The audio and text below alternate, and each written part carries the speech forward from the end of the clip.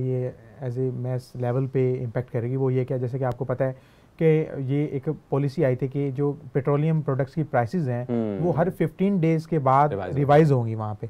और कल 31 है, 31 जनवरी है, तो कल ऐलान होने जा रहा है। तो अभी से इनिशियल रिपोर्ट्स ये आ गई हैं कि जो पेट्रोल की कीमत है पाकिस्तान में वो पर लीटर 7.85 बढ़ने जा रही हैं। 7.85 रुपये तक जो कीमत है पेट्रोल की वो बढ़ सकती है। और अगर डीजल की बात की जाए तो वो भी 2.5 रुपये के करीब करीब बढ़ने का इम्कान है। तो जहाँ एक तरफ गैस की कीमत कमी हो रही है उस कीमत में वहाँ पेट्रोल बढ़ रहा है उसके पीछे। और ये अगर ये जो ये प्राइस हाइक होगी ये 1 नवंबर के बाद होगी, मतलब ये 1 नवंबर के बाद पहली प्राइस हाइक है बढ़ेगी।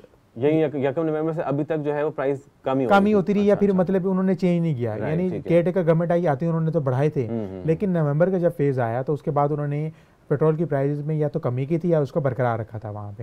अच्छा, इलेक्शन के करीब आ रहे थे। इलेक्शन के करीब आ रहे थे। अब ये है कि कल अनाउंसमेंट होगी रात 11-12 बजे के करीब। तो इसमें जो वजह ये बताई जा रही है कि आपने तो मतलब 2 माह के करीब कोई प्राइसेस वगैरह चेंज नहीं की और मतलब कमी की है। तो इसमें वजह ये बताई जा रही है कि जैसे कि आपको पता है कि मिडल ईस्ट इस वक्त एक सीवियर क्राइसिस से दो चार है वहाँ पे। अगर वो बात की जाए फ़लस्तीन वाले मामले पर, उसके अलावा बात की जाए तो ईरान की शाम वगैरह में जो उनके जो टारगेट हिट किए गए हैं इसराइल के थ्रू, और अमेरिकन बेस को वहाँ पे किया गया। उसके बाद हूतीज़ का फ़लस्तीन वाले मामले पे इन होना, वहाँ पे गज़ा वाले मामले पे सपोर्ट करना उनको हर हवाले से। और उसके बाद क्या हुआ कि हूतीज़ जो थे उन्होंने, आपको जैसे पता है यमन के करीब ही रेड सी वाला एक रूट है, और रेड सी ऐसा रूट है कि जो पाकिस्तान समेत जो पूरी ग्लोबल इकॉनमी है उसमें एक अहम किरदार अदा करता है एक्सपोर्ट इंपोर्ट के हवाले से, क्योंकि मेजर रूट है वहाँ पे हूतीज़ ने जो शिपमेंट आ रही होती हैं इंपोर्ट की एक्सपोर्ट की, उस पर उन्होंने अटैक करना शुरू कर दिया। उसमें शिपमेंट में दूसरी प्रोडक्ट के साथ साथ पेट्रोल भी आता है वहाँ पे, यूरोप को जा रहा होता है, फिर यहाँ पे एशिया में आ रहा होता है। तो फिर उन शिप्स को जब हिट किया गया तो उसके बाद जो ऑयल की सप्लाई है फ्रॉम रशिया या और दीगर जो कंट्रीज़ हैं वो काफ़ी मुतासिर हुई हैं इस हवाले से। जब आपको पता है सप्लाई नहीं होगी तो उसके बाद पाकिस्तान समेत जो दीगर ममालिक है उसमें भी कीमतें बढ़ने का खदशा था।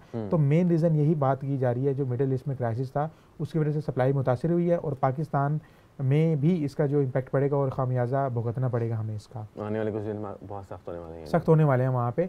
अब अगर ये बढ़ गई तो फिर उसको वापस लाना तो मेरी मुश्किल ही होगा। 7 रुपये कोई एक छोटी चीज अमाउंट नहीं है, 7 रुपये बढ़ गया तो अच्छी खासी। लेकिन इलेक्शंस आपको पता है कि आने वाले कुछ दिन ही रह गए हैं। इलेक्शन के करीब तो नॉर्मली कीमतें कम होती हैं क्योंकि लेकिन इंटरनेशनल रिलीज देना होता है। अभी जो अपेरेंटली जो सारा बताया जा रहा है वो अभी भी मैं एक सुबह स्टोरी पढ़ रहा था कि जो ग्लोबल जो ब्रेंट ऑयल है अपना ग्लोबल वाला, उसकी प्राइसेस में भी इजाफा हुआ है क्योंकि हूतीज़ अटैक सप्लाई वगैरह, तो ग्लोबल एक इम्पैक्ट पड़ा है।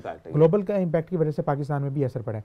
और अगर देखा जाए तो पेट्रोल की जो करंट प्राइस है वो 259.34 पे स्टैंड करती है वहाँ पे, जो क्योंकि पिछली मरतबा जो गवर्नमेंट ने 8 रुपये पेट्रोल की कीमत में कमी का ऐलान किया था, और जबकि डीजल की जो करंट एक प्राइस है वो 276.21 रुपये है वहाँ पे। लास्ट टाइम उन्होंने कोई डीजल की प्राइस चेंज नहीं की थी, सिर्फ पेट्रोल की प्राइस चेंज की थी वहाँ पे।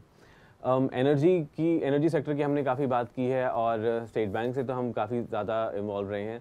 नेक्स्ट जो एक चीज़ जो डेवलपमेंट हमें डिस्कस करनी चाहिए, जो मुझे लगता है बहुत इंपॉर्टेंट है, वो ये है कि वो आईटी इंडस्ट्री से है।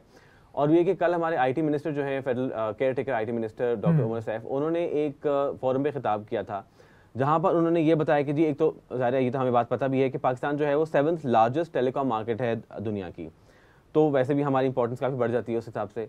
तो उन्होंने ये बताया कि पाकिस्तान में जो मोबाइल फ़ोन इंडस्ट्री है उसको उन्होंने टैक्स इंसेंटिव्स दिए हैं, क्योंकि बेसिकली पिछले कुछ अर्से से कोशिश ये की जा रही है कि पाकिस्तान में स्मार्टफोन्स बनाए जाए, मैन्युफैक्चर किए जाए, उनको एक्सपोर्ट भी किया जाए। ना प्रोग्राम भी लॉन्च किया था जो हमने डिस्कस भी किया था कि स्मार्टफोन के हवाले से कि हर किसी को स्मार्टफोन प्रोवाइड किया जाए वहाँ पे इजी इंस्टॉलमेंट। बिल्कुल। तो उन्होंने कल ये बताया कि जो लाइसेंस उन्होंने कोई 35 कंपनियों को दे दिए हैं। अच्छा। जो कि डिफरेंट ब्रांड्स के सेलफोन्स हैं उनको असेंबल करें। अभी फिलहाल असेंबलिंग तक ही हम फोकस्ड हैं, क्योंकि हम आहिस्ता आहिस्ता इसको मेरे ख्याल से फेज वाइज जा रहे हैं टुवर्ड्स कंप्लीट, हम जो है कंप्लीट मैन्युफैक्चरिंग पाकिस्तान में करेंगे।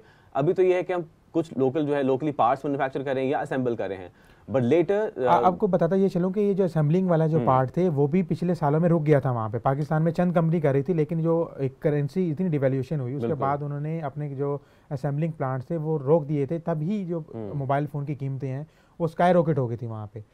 तो आप ये करेंसी जो हमारी है बहुत ज्यादा बेहतर हुई है डॉलर के मुकाबले में। अभी असेंबली के जैसे आप असेंबलिंग प्लांट्स का बता रहे हैं, इंसेंटिव का बता रहे हैं, कंपनी को लाइसेंस दिए 35 कंपनियां उसमें प्रोमिनेंट भी होंगी जो हम और आप यूज करते हैं वहाँ पे। तो आई थिंक इससे हम ये भी अंदाजा लगा सकते हैं, एंटिसिपेट कर सकते हैं कि आइंदा कुछ महीनों में जो मोबाइल फोन की कीमतें हैं वो गिर भी सकती हैं, क्योंकि हम लोकली भी मैन्युफैक्चर कर रहे होंगे शायद वो लोकल बार। तो आई थिंक जो डिले का शिकार हो जाए वहाँ पे जो एक, लेकिन असेंबलिंग भी अगर आ गई, असेंबलिंग भी आ गई तो आम जो मैसेज है उनको अच्छा खासा इंपैक्ट पड़ेगा इस हवाले से। वो भी टाइम भी इसलिए क्योंकि उन्होंने ये भी कहा है, उन्होंने एक्चुअली क्लियर भी किया है कि भाई अभी से पॉलिसी बन रही है कि कंप्लीट मैन्युफैक्चरिंग जो सेलफोन्स की है, स्मार्टफोन्स की है, वो हम पाकिस्तान में ही करें, क्योंकि अभी जो है हम सिर्फ कुछ पार्ट्स लोकली प्रोड्यूस कर रहे हैं और फिर साथ साथ असेंबल कर रहे हैं। डॉक्टर उमर सैफ ने ये भी बताया कि जी जो पिछले 2 सालों में 90 मिलियन मोबाइल फोन जो असेंबल हुए हैं पाकिस्तान में, 90 मिलियन।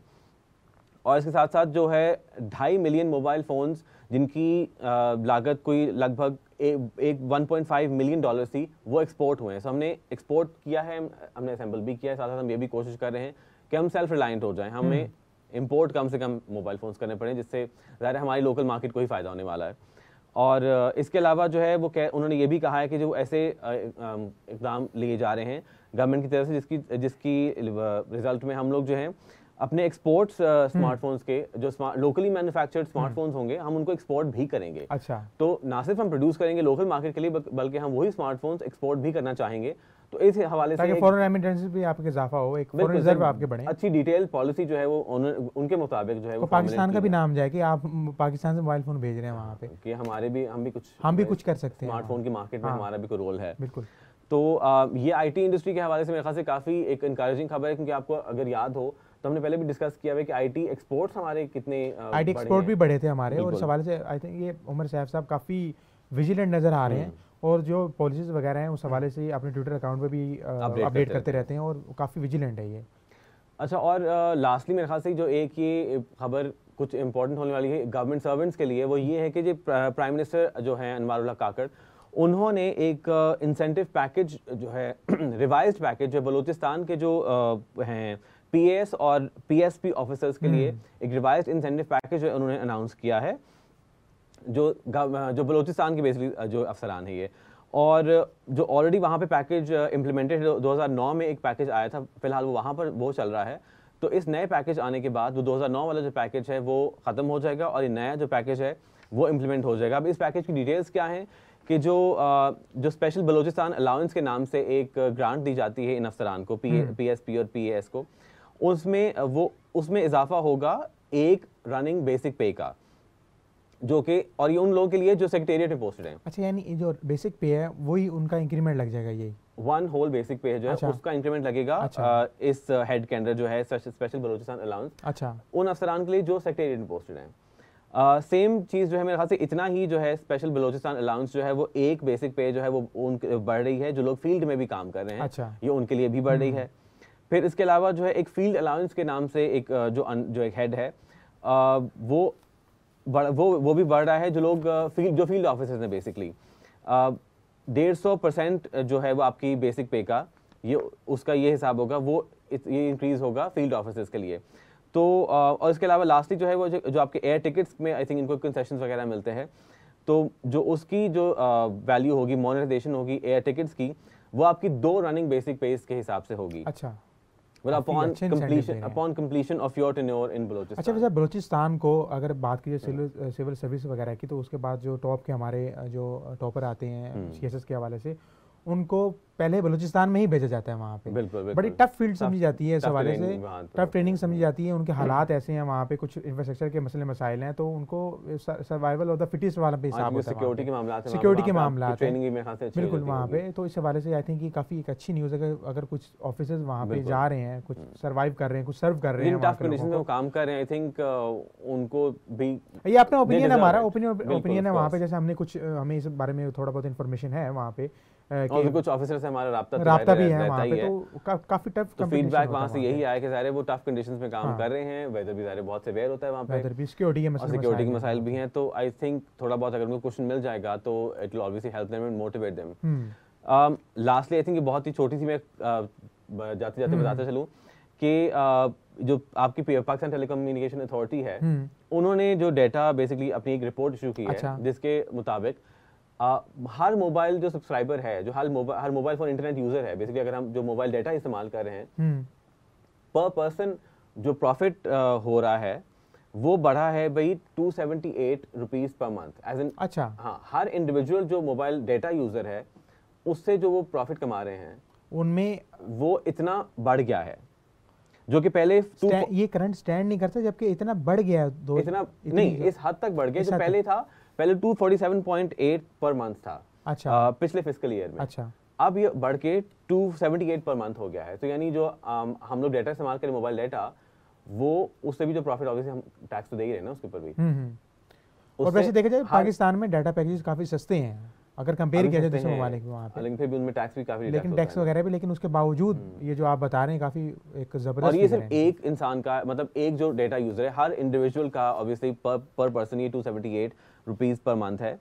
और इसके हवाले से जो उन्होंने ये भी कहा है कि जैज़ और यूफोन जो हैं वो बेसिकली टॉप करते हैं इस लिस्ट में, कि वो सबसे ज्यादा जो है सिग्निफिकेंट पोर्शन जो है इस प्रॉफिट का वो कमा रहे हैं। जो उनकी ग्रोथ रेट्स हैं इस परसेंटेज में वो ज़्यादा बढ़े हैं। जैज़ का 18.8% बढ़ा है और यूफोन का 13.3% बढ़ा है जो शेयर है इन देयर प्रॉफिट्स पर पर्सन जो मोबाइल डाटा यूसेज है।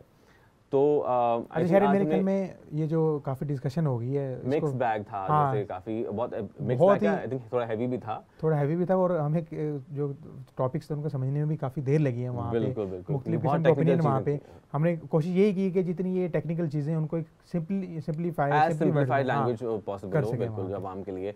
सो अब हमारा आज के लिए तो इतना ही काफी था। अब कल हम आपके लिए एक स्पेशल एपिसोड लेके आ रहे हैं, जिसमें हम जो वीकेंड पे, आपको जैसे पता था कि हम फ्यूचर फेस्ट में बिजी थे, फ्यूचर फेस्ट के 3 दिन हम आपको वहाँ से लाते रहे, अपडेट्स लाते रहे। वहाँ पे हमने सीईओ से बात की, वहाँ पे हमने एग्जीक्यूटिव से बात की, वहाँ पे हमने लोगों से भी बात की कि वो जो टेक इवेंट था वहाँ उनके लिए वो कैसा रहा, कैसे फायदेमंद रहा। तो हमने वहाँ पर जो भी कवरेज की है, जिनसे भी लोगों से बात की है, चैलेंजिंग था लेकिन मजा आया हमें सब। मजा तो डेफिनेटली आया वहाँ पे। और मतलब 150 से ज्यादा वहाँ पे स्टॉल्स थे डिफरेंट सेक्टर्स के, मतलब वहाँ रियल एस्टेट भी था, वहाँ पे यूनिवर्सिटीज भी थी, वहाँ पे AI से रिलेटेड बहुत चीजें थी, और 3D प्रिंटर्स भी थे, काफी ऐसी चीजें थी